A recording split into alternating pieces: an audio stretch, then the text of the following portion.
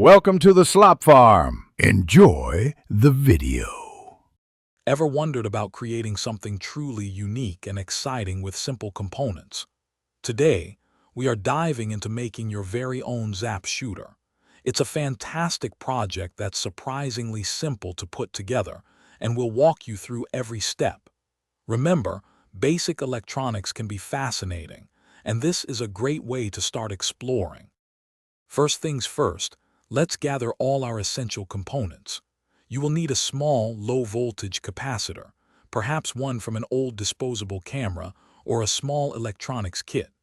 Next, grab a compact battery pack, like one that holds 2 AA or AAA batteries, providing just enough power for our little device.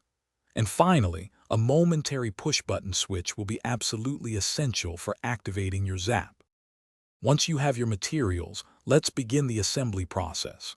Start by securely attaching the capacitor and battery pack to a small, non-conductive base, perhaps a sturdy piece of plastic or cardboard.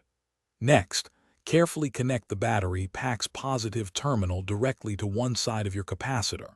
Then, connect the other side of the capacitor to one terminal of your momentary switch, forming a basic circuit. Now, to complete our simple circuit, connect the remaining terminal of your momentary switch back to the negative terminal of your battery pack. Before any testing, it's really important to double-check all your connections. Make sure they are secure and correctly oriented. Remember, even with low voltage, safety glasses are a wise choice, helping keep your eyes protected throughout the entire process. With everything connected, it is time for a very careful test.